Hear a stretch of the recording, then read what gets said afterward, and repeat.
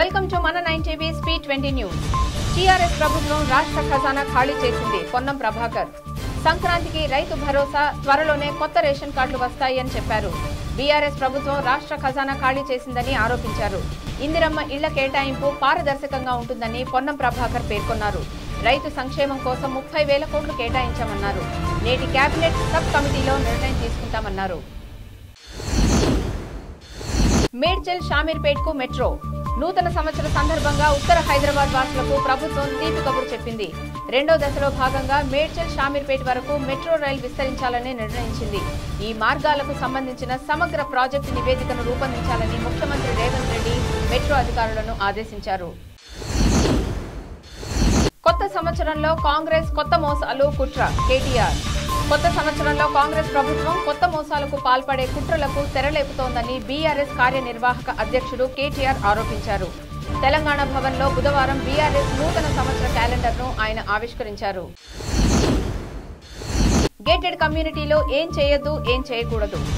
Gated community జీవనశైలి పెరుగుతున్న నేపథ్యంలో అక్కడ జరిగే అసాంఘిక చట్ట విరుద్ధ కార్యకలాపాల నియంత్రణకు చర్యలు చేపట్టే అధికారం సిటీ పోలీస్ చట్టం కింద పోలీసులకు ఉందని హైకోర్టు స్పష్టం చేసింది.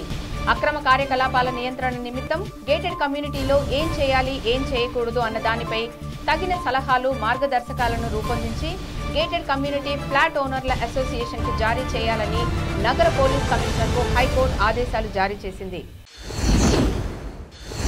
ఒక్క విద్యార్థి లేని బడుల్లో తెలంగాణ 3వ స్థానం.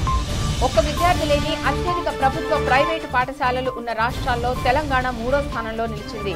పశ్చిమ బెంగాల్ 3,254, రాజస్థాన్ 2,017 ఈ కేటగిరీలో తొలి 2 స్థానాల్లో ఉండగా మన రాష్ట్రం 297 బడులతో 3వ స్థానంలో నిలిచింది.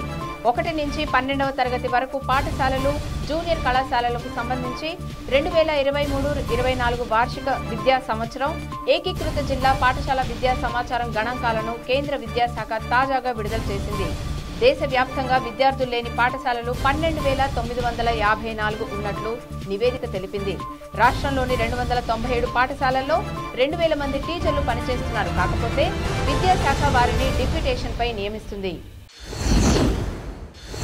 సంధ్యా థియేటర్ ఘటన, పుష్ప 2 నిర్మాతలకు ఊరట.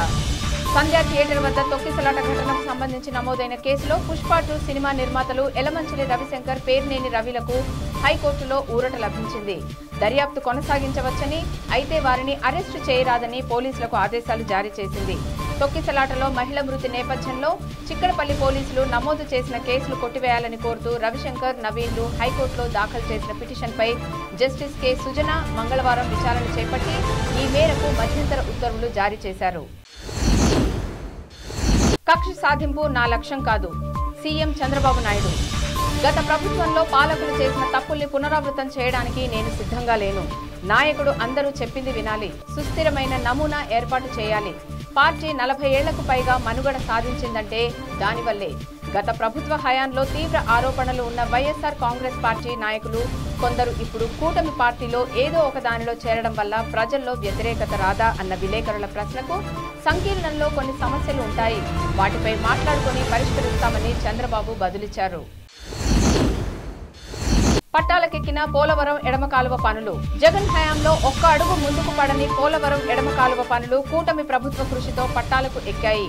పోలవరం ప్రాజెక్టు ప్రధాన డ్యాం పూర్తయ్యేలోపు ఉత్తరాంధ్రలోని అనకాపల్లి తదితర ప్రాంతాలకు ఈ కాలువ ద్వారా జలాలు మళ్లించాలనే లక్ష్యంతో ప్రభుత్వం ముందుకెళ్లింది. వీలైనంత వరకు వచ్చే ఖరీఫ్లో గోదావరి వరద జలాలను సద్వినియోగం చేసుకోవాలనేదే ప్రణాళిక.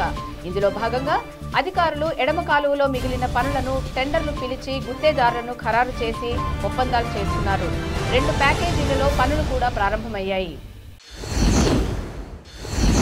రాత్రింబవళ్లు పని కాదు, స్మార్ట్ వర్క్ చేద్దాం. సీఎం చంద్రబాబు నాయుడు ప్రజలు మాపై అనేక ఆశలు, ఆకాంక్షలతో తిరుగులేని తీర్పు ఇచ్చారు. అందుకే అనేక నిర్ణయాలు తీసుకున్నాము. ఆర్టిఫిషియల్ ఇంటెలిజెన్స్, సీసీ కెమెరాలు, డ్రోన్లు, రియల్ టైం డేటాను సమన్వయం చేసే అద్భుత ఫలితాలు వస్తాయి. రాత్రింబవళ్లు పని వద్దు, స్మార్ట్ వర్క్ చేయాలి. అందరం ఒకే బృందంగా కలిసి పనిచేసి ప్రజల జీవితాలు మారుద్దాం. పేదల జీవన ప్రమాణాలు మెరుగుపరిచేందుకు సంస్కరణలు అమలు చేయాలి అని ముఖ్యమంత్రి చంద్రబాబు నాయుడు అన్నారు. నేటి నుంచే టెట్ ఉపాధ్యాయ అర్హత పరీక్ష జిల్లాలో గురువారం ప్రారంభం కానుంది.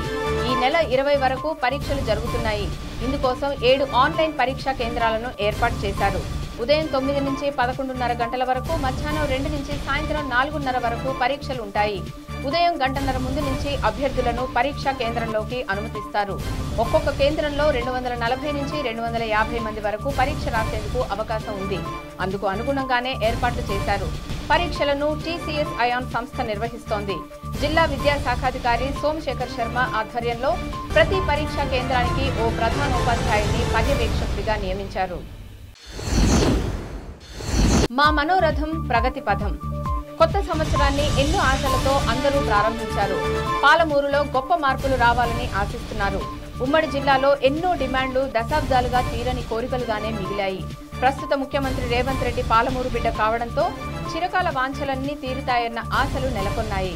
కొత్త సంవత్సరం నేపథ్యంలో ఎంపీ ఎమ్మెల్యేలను న్యూస్ టుడే పలకరించగా ప్రగతి లక్ష్యంగా ముందుకు వెళ్తామని తెలిపారు. వారు ఏమేం పనులు చేపట్టాలని యోచిస్తున్నారు.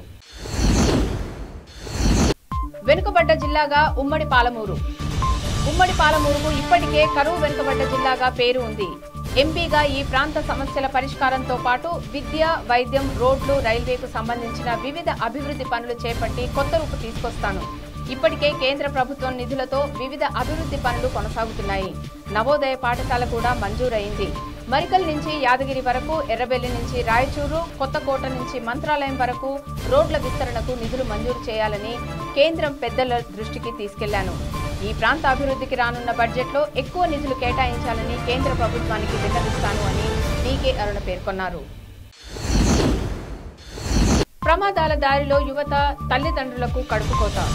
పోలీసులు విడుదల చేసిన నేర నివేదికలో ఇతర నేరాల కన్నా రహదారి ప్రమాదాల వల్లే ఎక్కువ మంది మృతి చెందినట్లు తేలింది. మృతుల్లో యువత ఎక్కువగా ఉండటం భావి భారతానికి గొడ్డలి పెట్టుగా పరిణమిస్తుంది. సాధారణంగా యువతకు ఉన్న దూకుడు స్వభావమే వారిని ప్రమాదాల్లోకి తోసేస్తుంది. మితిమీరిన వేగం, తాగి నడపడం, నిబంధనలు పాటించకపోవడం తదితర కారణాలతో వారే విగత జీవులు అవుతున్నారు. ప్రమాదాల్లోనే సంభవిస్తున్నాయని కేంద్ర రోడ్డు రవాణా శాఖ మంత్రి నితిన్ గడ్కరీ ఇటీవల గద్గద స్వరంతో పేర్కొనడం పరిస్థితి తీవ్రతను తెలుపుతోంది. వీరి రూటే వేరు. దక్షిణ మధ్య రైల్వే, ఆర్జేసీ సంస్థల మధ్య సమన్వయం లోపించడంతో ప్రజా రవాణా పట్టాలెక్కడం లేదు. ప్రైవేట్ క్యాబ్ల వైపు ప్రయాణికులు మొగ్గు చూపుతున్నారు.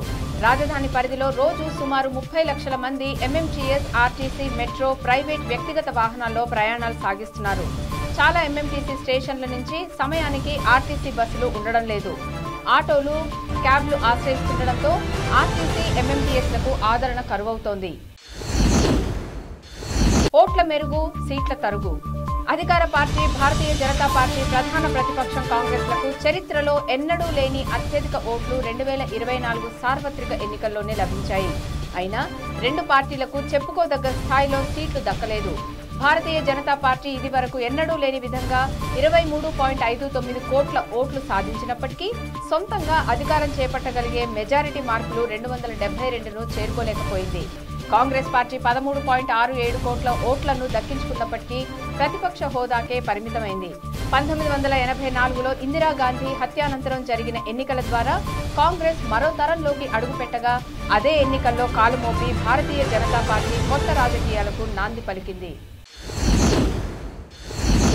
రక్షణ రంగ సంస్కరణ సంవత్సరంగా 2025 భారత సైన్యాన్ని అత్యాధునిక సాంకేతిక పోరాట శక్తిగా తీర్చిదిద్దాలన్న లక్ష్యంతో 2025వ సంవత్సరంలో రక్షణ రంగంలో కీలక సంస్కరణలు తీసుకురానున్నట్లు కేంద్రం ప్రకటించింది. దళాల మధ్య సయోధ్య పెంచేందుకు మరిన్ని సమీకృత థియేటర్ కమాండ్ల ఏర్పాటు దిశగా సంస్కరణలు జరగనున్నట్లు రక్షణ శాఖ ఓ ప్రకటనలో తెలిపింది. భవిష్యత్తులో జరిగే ఆపరేషన్లు అవసరాలకు తగినట్లు దళాల మధ్య సమన్వయం, సహకారం పెంపొందించడమే లక్ష్యంగా సంస్కరణ తీసుకురానున్నట్లు రక్షణ శాఖ తెలిపింది. యుద్ధ అవసరాలకు తగినట్లు వెంటనే ఆయుధాలను సమకూర్చుకోవడం, అభివృద్ధి చేయడానికి వీలుగా కీలకమైన పలు ఆయుధ కొనుగోళ్ల ప్రక్రియను సరళీకరించాలని రక్షణ శాఖ నిర్ణయించింది. 21వ శతాబ్దంలో ఎదురయ్యే సవరణ సన్నద్ధతకు ఈ సంస్కరణలు గట్టి పునాదులు వేస్తాయని కేంద్ర రక్షణ శాఖ మంత్రి రాజ్నాథ్ సింగ్ పేర్కొన్నారు. కొత్త సంవత్సరంలో కిక్కిరిసిన అయోధ్య, వారణాసి ఆలయాలు. నూతన సంవత్సరం తొలినాడు అయిన బుధవారం ఉత్తరప్రదేశ్లోని ప్రసిద్ధ అయోధ్య వారణాసి క్షేత్రాలు భక్తజన సందోహంతో కిక్కిరిసిపోయాయి. డిసెంబర్ 31 సాయంత్రానికే అయోధ్యలో దాదాపు 2 లక్షల మంది భక్తులు తాత్కాలిక శిబిరాలు ఏర్పాటు చేసుకున్నారని స్థానిక అధికారులు అంచనా. రాములల్లా మూర్తిని దర్శించుకునేందుకు సంవత్సరం తొలి రోజు మరో 3 లక్షల మంది అయోధ్యకు చేరారు. ఆలయాన్ని సూర్యోదయ సమయానికే భక్తుల కోసం తెరిచారు.